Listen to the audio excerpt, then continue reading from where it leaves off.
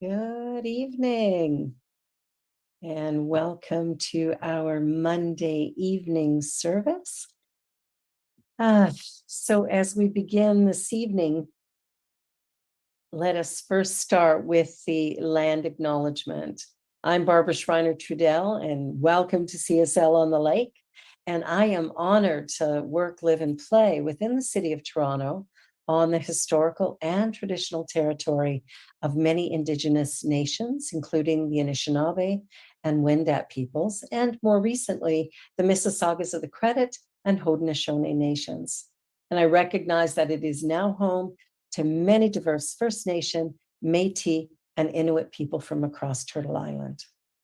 By making this acknowledgement, we strive to be allies and take an active part in reconciliation by honoring the land, the history, and the unique Indigenous heritage. This fosters our commitment to the recommendations set forth by the Truth and Reconciliation Commission.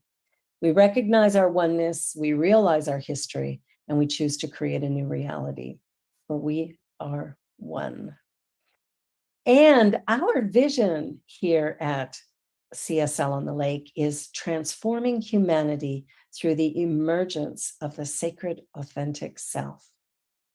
And on that note, let us join together in meditation. I invite you to quiet your mind, sit comfortably, relax your body. Take a deep breath in.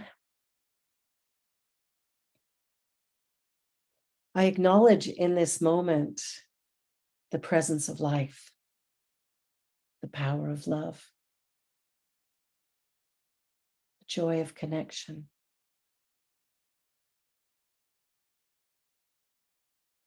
And as I breathe and relax and just allow the natural rhythm of my breath, my body to simply be, I acknowledge that there is a power for good in the universe, and it's fully present right here where I am, right there where you are. There is only this one. And as I dream about life and imagine what is or what could be, I realize also that this power is infinite, that it is within me being me. It is within you being you. And that it is directed and moved through the power of thought. The way I think, what I believe, the journey that I've walked, all of it impacts my day-to-day existence and creates the life that I am living. So in this moment, I acknowledge love as the creative force of the universe. And I let that be my great desire to live in that place of acceptance, honoring all life, celebrating the beauty, the wonder, and being grateful for everything that moves me forward.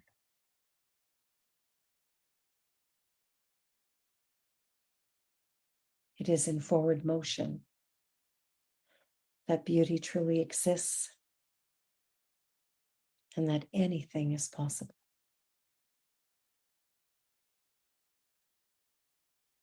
So as we begin this evening, I acknowledge and recognize this power of life as the creative force in all that we think, say, and do.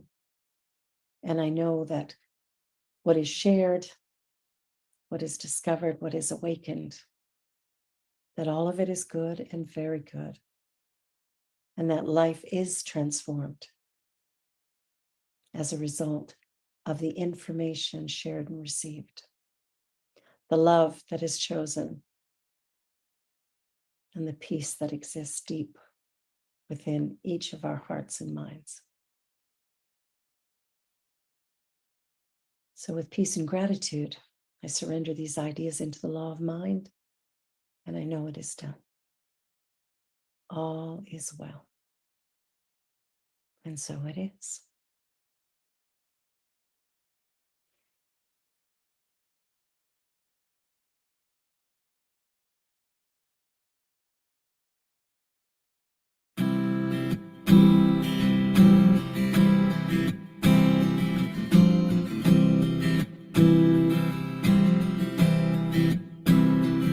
Get ready, my soul.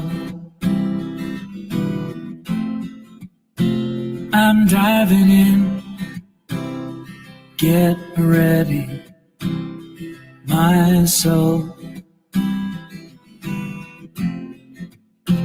I'm driving in to the deepest kind of love, to the sweetest kind of life. Get ready, my soul.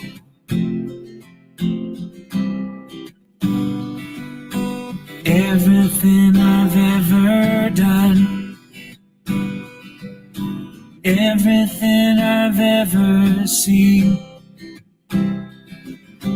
everything I've lost or won, everything I've ever dreamed has brought me here to the present moment, here to a new beginning, here.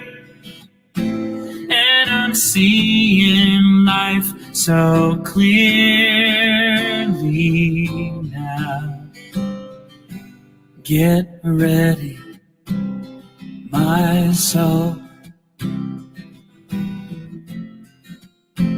I'm diving in. Get ready, my soul. I'm diving in to the deepest kind of love, to the sweetest kind of life. Get ready, my soul. 'Cause here I go, deeper, deeper, deeper than I've ever been before. Here I go, closer, closer, closer to my sacred source. Here I go, deeper, deeper, deeper than I've ever been before. Here I go, closer, closer, closer to my sacred source. Get ready, my soul. I'm diving in. Get ready, my soul. I'm diving in to the deepest kind of love, to the sweetest kind of life. Get ready, my soul.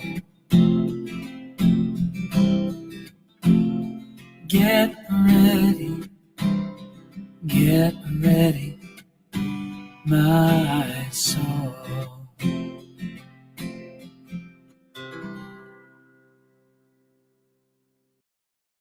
Well, that's exactly what we're doing right now as we finish off this segment on spiritual laws.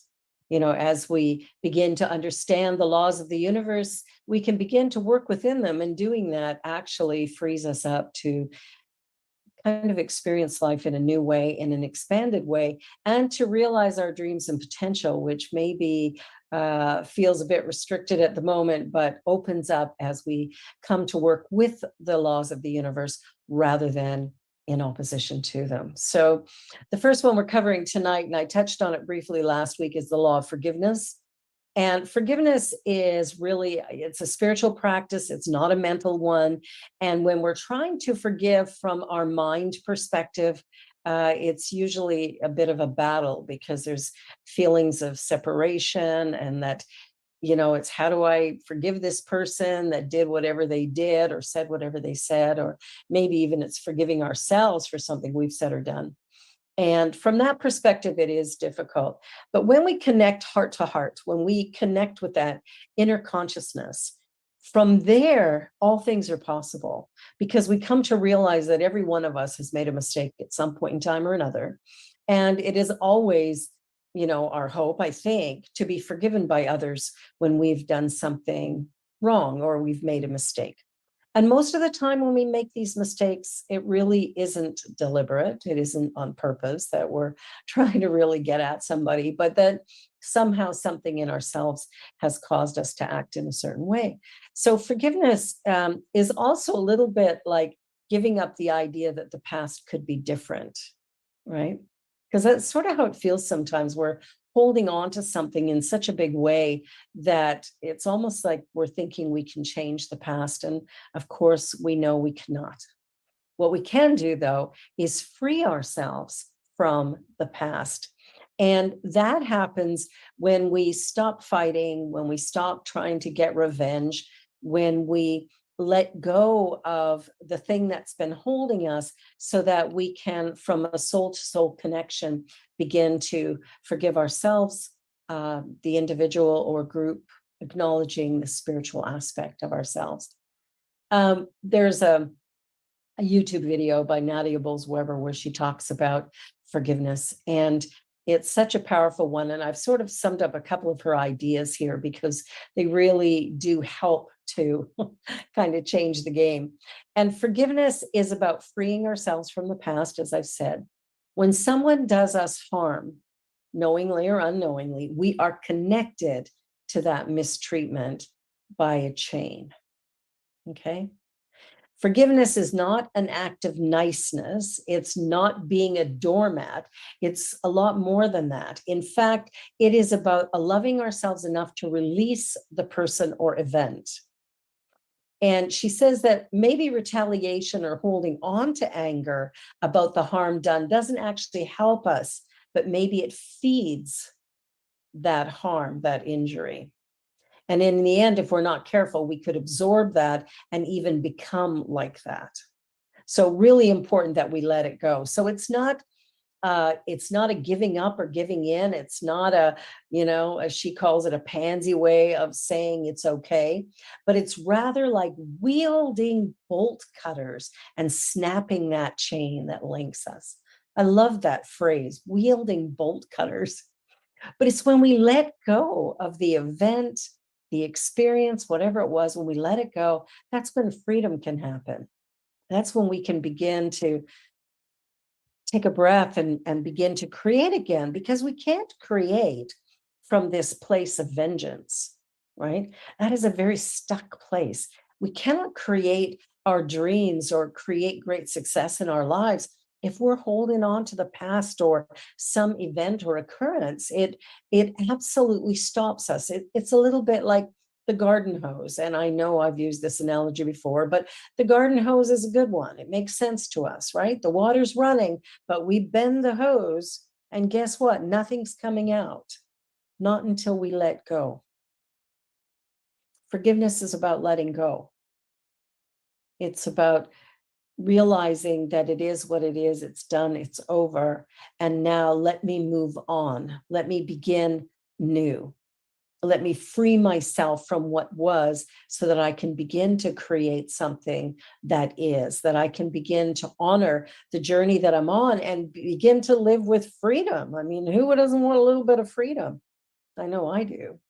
Feeling that sense of liberation, it's almost like taking a heavy backpack and setting it down and going, whoa, I feel lighter. And that's kind of what happens when we do this forgiveness work. Nadia Bowles-Weber goes on saying, forgiving is about being a freedom fighter. And free people are dangerous people. Free people aren't controlled by the past. Free people laugh more than others. Free people see beauty where others do not. Free people are not easily offended. Free people are not chained to resentment. And that's worth fighting for. So this act of forgiveness is actually an act of deliverance. It's moving us from the pain and the struggle and the angst that might have been going on.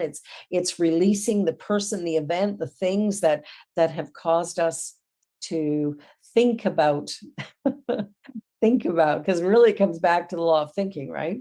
I think about the event and that upsets me again. And I think about the event and that upsets me again. And I think about the event again.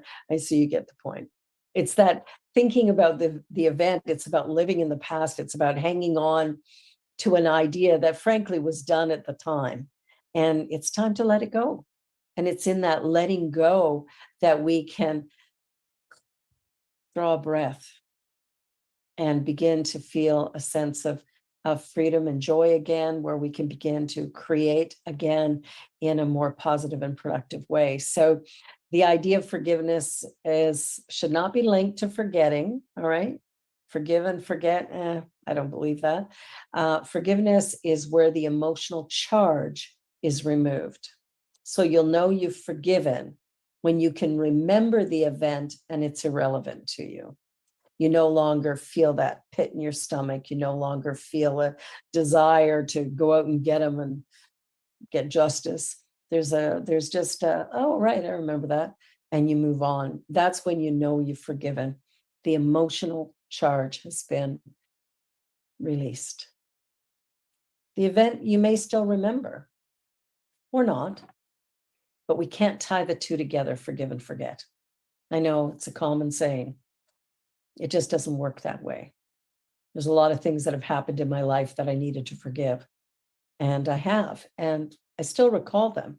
If I decide to think back far enough, I can remember all kinds of things, but it no longer has an emotional charge to it. It no longer really matters to me. I don't feel any angst toward the individual. So I know that the healing has happened. The forgiveness is complete. And that allows me to move forward. So I invite you to really take this to heart. And forgiveness isn't a one and done. Forgiveness is something that we do ongoing. There's always little things, somebody cuts us off in traffic, or maybe somebody, steals our identity. That happens. That we lose some stuff, our wallet or our keys or whatever, and that upsets us. Whatever's going on, recognizing that in this now moment, I'm powerful. In this now moment, I can create. And so I always want to let go of that which holds me back. Okay. So forgiveness is that letting go, and it is the key to freedom. It's absolutely essential. All righty, moving on. The next is the law of sacrifice. Don't we just love that word, sacrifice? Well, the idea of sacrifice is that in order to get something, we have to give something. And I think most of us are aware of that at some level of understanding. And yet, sometimes we're striving to get something for nothing, and it just simply doesn't work. The idea of sacrifice really comes back to the idea of discipline. And that when we have big desires for our lives, when we have an idea that we really want to create something, we want to do something, there's something that we're seeking to create or build or be part of, there is something we have to give into that. And it could be a variety of things. It could be time, it could be commitment, it could be money. There's something that we have to sacrifice in order to accomplish what we seek. And what we're sacrificing is maybe some free time or some TV time or some sitting on our phone time, playing games. There's things that we have to give up in order to accomplish that which we say we want to accomplish. So it's really, really important that discipline become a part of this life journey that we're on.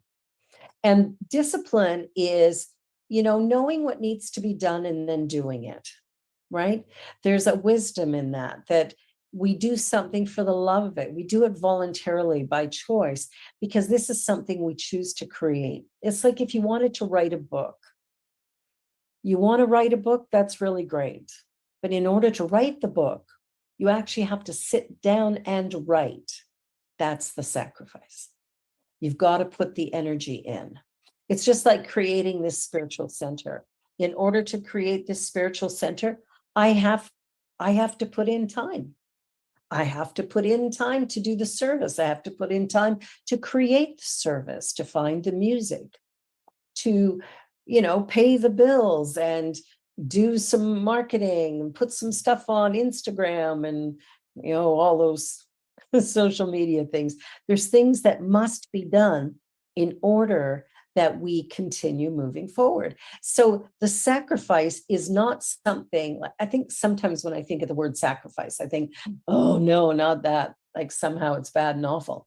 When really what it is the energy that I'm putting into the thing that I desire or manifesting the thing that I desire. Okay.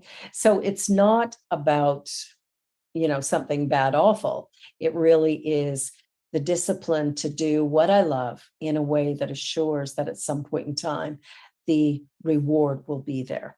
And so, truth is, we cannot accomplish our ambitions without learning some discipline and practicing it. There's this mental force that we use called thinking, right? Back to the law of thinking. And it's really important that we use our thoughts in a way that is constructive and is going to move us in the direction that we say we want to go. So everything in life has price. There's always something we have to give in order for us to get. And so it's really, really just essential that we recognize I can't lay on the couch all day if I want to build a new business. If I want to write a book, I actually have to sit down at the computer and get at it and maybe set some times. If I want to become fit physically, then it's going to require that I get up in the morning and move my body. I'm going to need to go for walks or do exercise. Every single thing that we choose to achieve requires some kind of discipline or sacrifice. There's something we have to do in order to accomplish it. And the joy is that this is how we experience real freedom in achieving the things we say we want to achieve and feeling really good about it because we've put the effort in. We've done the things necessary to get us to this place that we want to be. So the spiritual laws are just like, any other law. It's, if you're speeding too fast and the police pull you over, well, that's a man-made law. It's still a law. When you break it, there's a consequence. With spiritual laws, when you break them, there also is a consequence. And although we've broken it down into 11 components, basically the law is, it's one thing, it's this divine presence. And it is fully present wherever we are in every given moment. And if we can just acknowledge that we need to move with the universe rather than against it, we begin to experience a great sense of freedom, peace, and joy, but also abundance and health and all manner of good things because we're working with the law rather than in opposition to it. And that's the law of sacrifice, is doing what needs to be done when it needs to be done. So that's about all I'm going to say about that. This one's even better. The law of obedience. I remember years ago when I was in Vernon, BC, and I would always go to this cafe at great lattes, and I would go in there and they had these angel cards in a bowl by the checkout. And every time I pulled it for about, 5 or 6 times, I pulled the angel of obedience. It was really frustrating me. I've always been a bit of a rebel, so the thought of being obedient didn't really sit very well. But really, it was a misunderstanding of what the law actually means. Now, we know to obey means to submit to rule or comply with orders or instructions. So that's the part I didn't like. But obedience to spiritual law is moving with the energy of the universe rather than being in opposition to it. It's not obedience to a certain person or a certain set of man-made rules, but it's about being observant of how the universe flows and moves and being obedient in that I'm going to go with where the energy flows. So I'm not going to be fearful of the future, because fear then blocks and stops me. What I'm going to do is recognize that I am part of something beautiful, magnificent, and wonderful. And I'm going to move in the energy and in the way that that moves me. I'm going to allow myself to be in that flow of possibility. And so it really does change kind of what obedience means. In the book, Working with the Law by Raymond Hollowell, he says, obedience then is the governor of all movement, whether it be mechanical, literal, or spiritual. The fear of the future has become a race belief and it affects all ages. And as you allow this fear, instead of the law of good to run your life, it causes suffering. Understanding that spiritual laws exist and that we must obey them isn't a punishment, it's an acknowledgement of fact.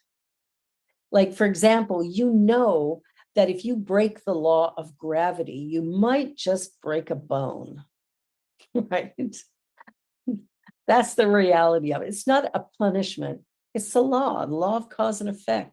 What I put out comes back to me. So if I break the law of gravity, which is a physical law, but I can't see it, can I? Any more than I can see the law of obedience or the law of forgiveness or the law of thinking. I can't see them, but I know that they're operating because I feel the benefit or, the other side when I break it. Okay. So we're not being punished when things go awry. And sometimes we think we are, we get sick or we lose a job or, we don't have enough money or something happens and right away we go to, how could God let this happen? Or why is this happening to me? Well, if we really check in, number one, God isn't letting anything happen. God is right here being me, is right there being you, right? That's the energy of life. And because it's an energy force, it's always moving, flowing, always in the direction of higher good. So when something happens that interrupts my flow, it's not that something's been withheld from me, but rather that I am withholding myself from something greater, bigger, more powerful, more positive, whatever. So when I recognize that somehow I'm going against the law, what I need to do is become in alignment with it. And that's how healing happens, whether it's physical, mental, emotional. It happens through our acknowledgement of what is the first cause, what in me is resistant, what in me has forgotten who I really am, what part of me has, pulled back and tried to manipulate the universe to meet my needs rather than to look at what's going on and understand that at some point I have a belief or an idea that is in opposition to what's really going on. And what I say I want, I may be acting opposite to them. So we want to make sure that we're obeying the law, that we're coming to understand these spiritual laws, and that we allow ourselves to move with the energy that is there. That is what's always going to take us to our greatest fulfillment and the greatest possibility for our personal expression. So we're not held back, we're not punished, that the laws are just the laws. And when we come to understand that we're merely experiencing a consequence of an idea held in mind, ours or the collective, right? We're part of this. There's only one thing going on. So if in the world that I live in today has a belief in a certain illness, well, it's possible for me to get that illness unless I have some idea that is stronger than that, a belief that's stronger than that. And sometimes we don't. Sometimes we believe the media. We listen to the stories, we believe what's being said, and we become receptive to some kind of interruption. So obeying the law means that I'm not living in fear. I'm living in that space of acknowledging my oneness with the divine. This divine energy is right present, right here, right now, not separate from, different than, but here being me and there being you. And as we really grasp that and begin to live from that and look at our lives, not with blame and shame and all of that, but to look at our lives and go, wow, okay, what in me has agreed with this? And what if I came to understand instead that I'm created perfect, whole, and complete? That my life is a glorious expression of this eternal energy, and that good is right where I am. And as we begin to shift our thinking from fear to love, from fear to acceptance, when we begin to leave the news alone for a while, we begin to see the potential and the possibility. And through our practice of meditation, prayer, or treatment, we begin to shape the way our life is going to move. And we can shape it really, really well, because the law of thinking, our words have power.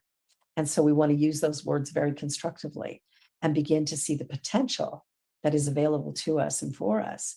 And as we do that, we begin to change the circumstance of our lives, where we heal our bodies, or we heal our finances, or we create careers that are satisfying and rewarding, or loving relationships. Whatever it is that we desire, we have the ability to create. We cannot create it through manipulation. We have to create it through that place of actually surrendering into this law and letting ourselves feel where the energy is moving, because it is moving us to our highest good. Just sometimes doesn't feel that way. And the last one, the law of success. I don't know if you're aware of this, but we were actually born to succeed. Yes, it's not something that happens by luck. I was actually speaking to somebody just before the service, and they said that luck is living under cosmic knowledge. Living under cosmic knowledge. I like that. I think that's amazing. Living under cosmic knowledge. In the moment that I begin to understand and accept that this universal energy is beautiful and wonderful and fabulous, that I'm some part of it, and that it is always, always moving me to my highest and best, that there's something in me that knows who I am, even if I say I don't. There is something inside of me who knows who I am, who knows what my gifts are, and is bringing those forward constantly. And if I'm not doing it consciously, then something might be pushing me in order to allow me to get there. So the law of success says we are born to be rich, that the powers inherent in us are inexhaustible. How's that? Anybody's feeling tired tonight? The power within us is inexhaustible, and each one of us is endowed with a complete set of faculties, which, if properly developed and applied, will ensure our success in whatever area, because we're all created unique and special, right? There's something that I've got that I can give into the world, but no one else can do it in the way that I do it. And there's something that you have that is unique to you, that only you can bring into life at this time.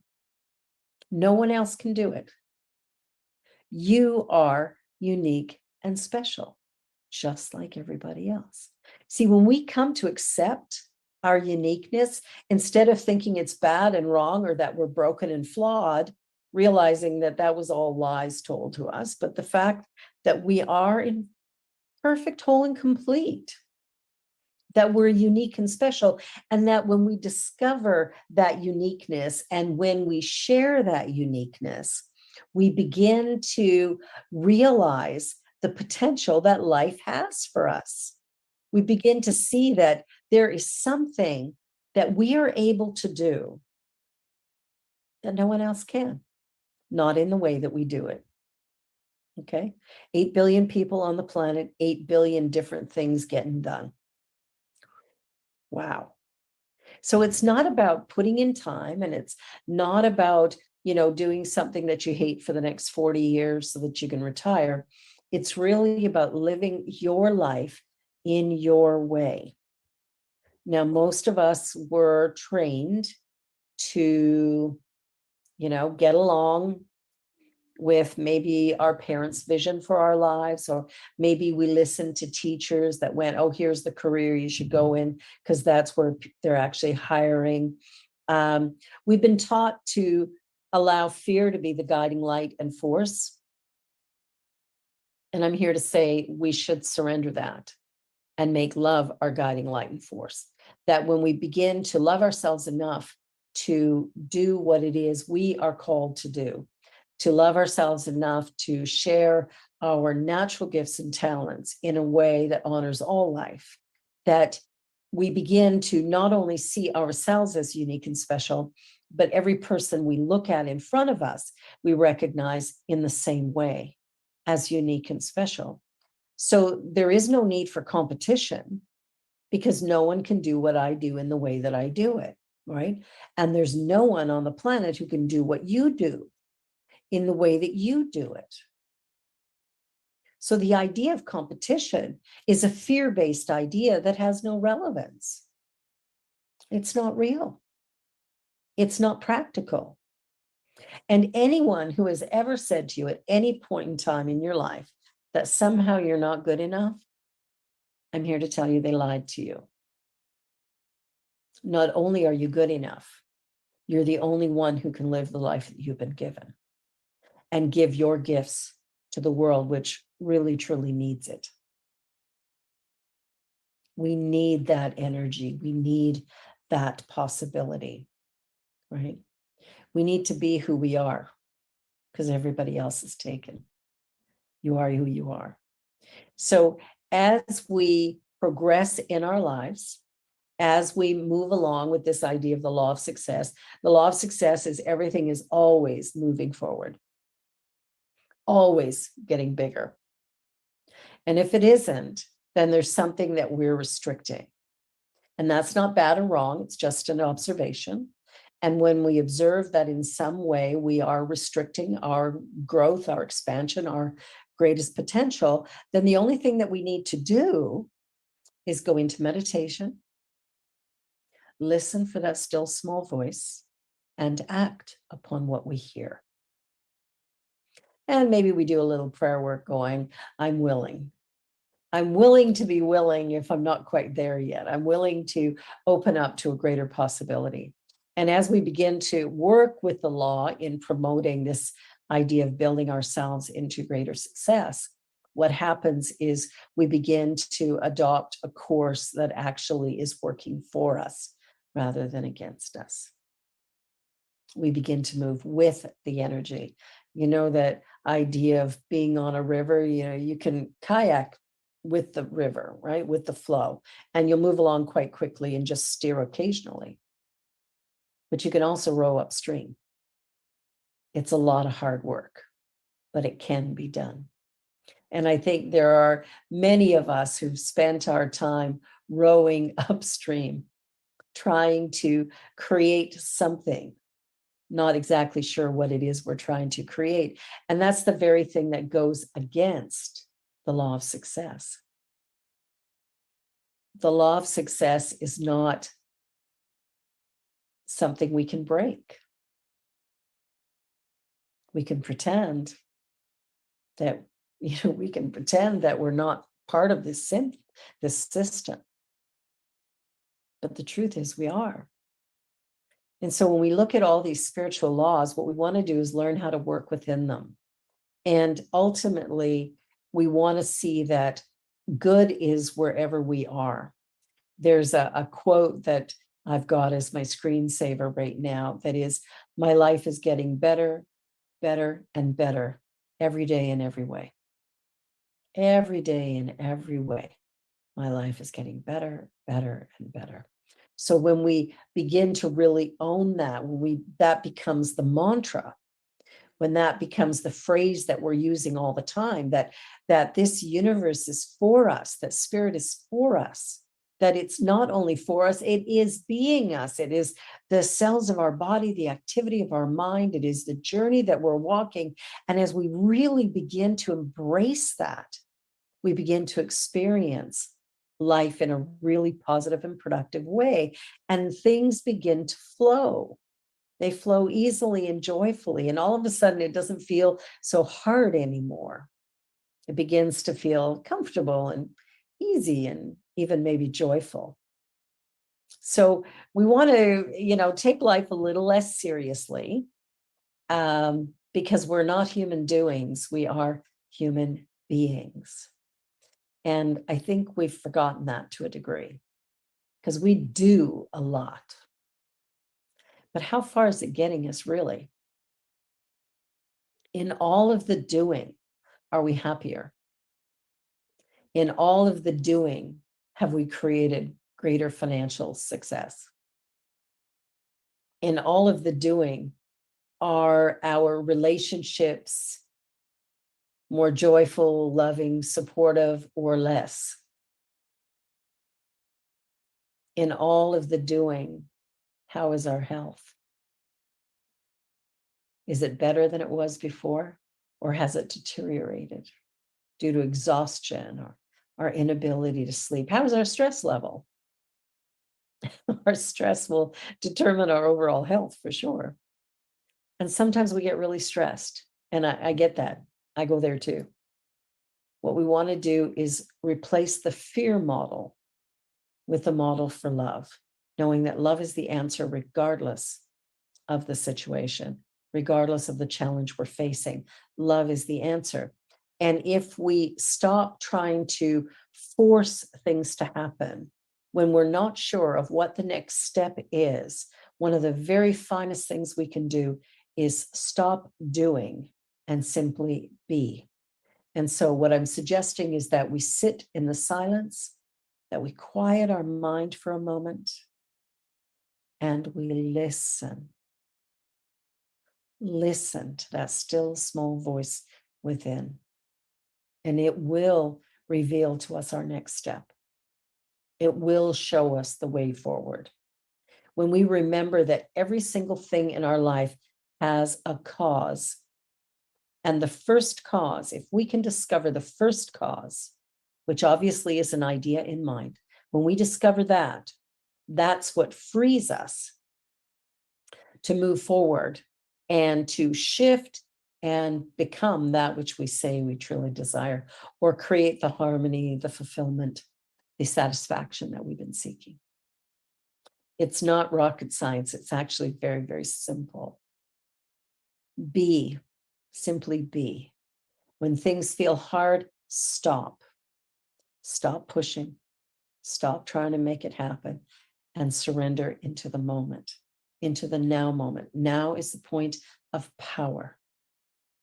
Now is the place where all answers reside. All answers exist. Now is the place where we want to be. The laws are simple. The journey isn't sometimes, but it could be. So I invite you just to explore these laws, explore where you stand in any given thing. And if something in your life looks difficult or hard, just know you are not flawed. You are not broken. You are not bad or wrong. That something in you has just forgotten that you are, in fact, unique and special, perfect, whole, and complete. And that the answer you seek, you have within you. Spiritual laws, the finale. And now, let go of the shore.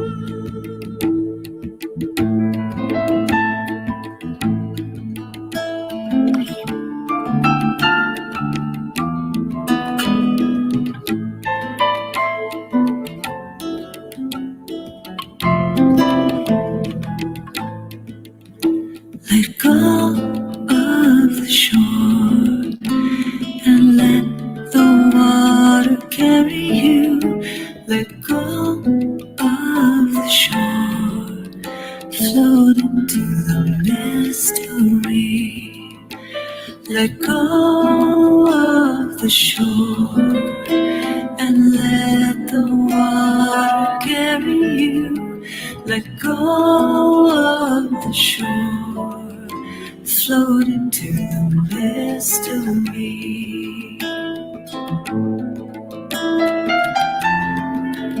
You have all you need, it's all inside of you. Just close your eyes and breathe and know that you are safe. Let go of the shore and let the water carry you. Let go of the shore, float into the mystery. Let go of the shore and let the water carry you. Let go of the shore, float into the mystery. No need to make a plan, your heart will be your compass. Lift your sails in faith and trust that you will arrive. Let go of the shore and let the water carry you. Let go of the shore, float into the mystery. Let go of the shore and let the water carry you. Let go of the shore, float into the mystery. Let go of the shore, float into the mystery. Let go of the shore, float into the mystery.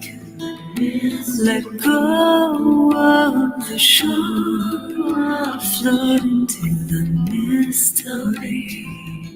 Float into the mystery. Float into the mystery. Mystery. Let go. Float. Float. Let go. Float. Let go. Float.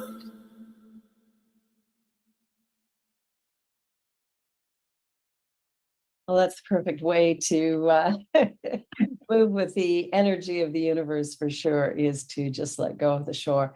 So, a couple of announcements. We have some things coming up that are really important. And the first is the World Peace Meditation. It's been going on for, oh my gosh, more than 30 years. I've been part of it. And it happens at noon Greenwich Mean Time, which means that it happens here at 7 a.m. Eastern Time. And the World Peace Meditation is, because it's held at one time, millions of people worldwide join in that consciousness absolutely at the exact same moment. So energetically, there is a creation of energy that really can cause some beautiful energy to happen and create maybe some peace in the world around us. So that will be on Zoom, and it'll be at 7 a.m. And we'll be sending out the link for that probably in the next newsletter, I would think. We'll send that out. So that's coming up. Set your alarms for bright and early in the morning. We're talking 7 a.m., not p.m. So I invite you to be part of that. On January 2nd at 7 p.m., probably at the dawn on the Danforth. I have to confirm with them that we can get back in. And that'll be our burning bowl. And the burning bowl is a ceremony of release. This is where we come together and we figure out what it is we want to let go of, and we actually burn it. We write it on this special paper, flash paper that, magicians use, that go poof, and we allow that to burn up, and we burn it up and we set an intention for something new. So it's a really big part of our new year. It's something we've been doing for years. It's generally the biggest service of the year because people really are ready to step into something brand new. So I invite you to be part of that burning bowl, and we will have more information on that over the next week. So classes are starting in January, and the first one is called Exploring Roots. It's a 10-week class that starts January 5th, and it is part of the accredited class programming that if you're looking at becoming a practitioner, this would be a course you would have to take. And Exploring Roots covers 3 of the main influences that influenced Ernest Holmes as he was creating this teaching. And those are Thomas Troward and Ralph Waldo Emerson, and who else? Emma Curtis Hopkins. So these 3 people were key in creating the foundation of this. So we're going to explore their writings, which is going to help you to understand this teaching in a much deeper and powerful way. So I invite you to join the class. You'll be glad you did. It's very interactive, and it is online. So it doesn't matter where you live. I believe we start at, is it 6:30 p.m.? Yeah, 6:30 to 9 every Thursday night, or 10 a.m. every Thursday morning. You get to choose which time of day you would prefer. The other class that's starting is going to run on Saturdays, and it's called Mental Equivalence, and it starts January 14th. Now, it's a 5-week class, and this class really teaches us how to create a container. And this container is what it is we say we want. So, if you take Play-Doh and you squish it into a form, or if you were to put it into a specific container or a cookie cutter, people are using cookie cutters right now, you would create the form of what you want. So if you use a star form, you would have stars. Well, mental equivalence works the same way. We create an idea in mind and we begin to manifest that idea. So the powerful class, again, it is an accredited class. It is part of the training to become a practitioner. So if you're considering doing that, this is one of the prerequisite courses. And that starts January 14th at 10 a.m. So Saturday mornings at 10. And last but not least, our annual general meeting is coming up on January the 8th. We're doing it on a Sunday afternoon from 3 to 5. So it doesn't go too late, and we have our thinking faculties in good form. If you are a member of CSL on the Lake, you're invited to attend and to vote on the things we've got coming up. And of course, if you're interested in membership, you can still take out membership, and you can do that by emailing Deja at admin@cslontheLake.com, and she'll get the form to you. And that's it for the announcements. And I just want to say that, if you've enjoyed this evening, if something said or done has triggered something for you, I invite you to give generously to support CSL on the Lake and the work that we're doing and our forward motion. And of course, there's a number of ways you can give. You can give by e-transfer to admin@cslontheLake.com, or you can visit our website and hit give. And of course, you can always mail a check to our office. So however you choose to give, just know we are incredibly grateful. The work that we do is changing lives, and who knows, the life that gets changed just might be yours. And on that note, let us close with treatment. And remember, after we close, we will stick around to have a conversation and ask questions or share ideas. So join with me in consciousness. The infinite presence, the infinite power, the divine presence, this one all-powerful, all-knowing idea, energy, power, presence. It's here. It's being me. It is the life that I live, the journey that I walk.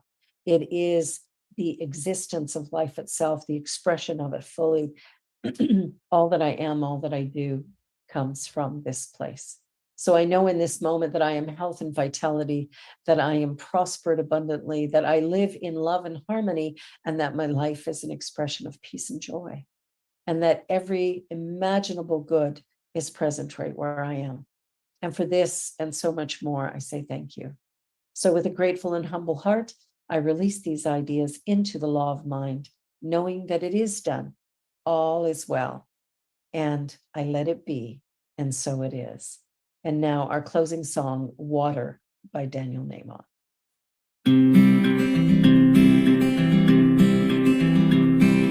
I've seen my share of struggle when I thought that I knew best, when I've sailed through a storm instead of stopping to rest.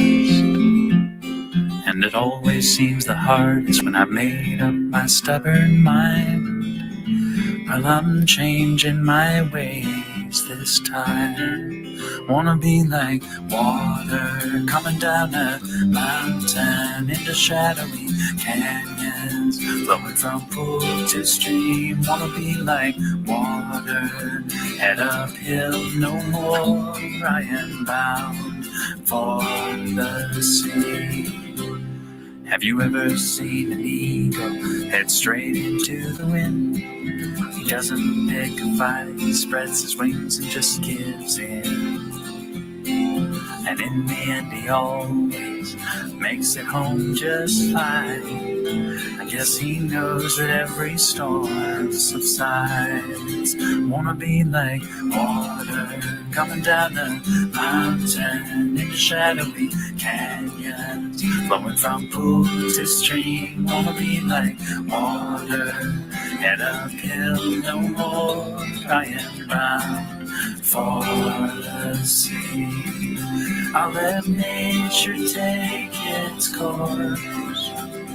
No more thinking that I know where this river's meant to go. I have reeled against the stars for the cards that I've been dealt, for the lottery I never won, for the heartache that I felt. But it always seems when I let go of expectation and regret, life has plenty of surprises for me, yeah. I wanna be like water coming down a mountain into shadowy canyons, flowing from pool to stream. Wanna be like water, head uphill no more. I am bound for the sea. Wanna be like water coming down a mountain into shadowy canyons, flowing from pool to stream. Wanna be like water, head uphill no more. I am bound for the sea.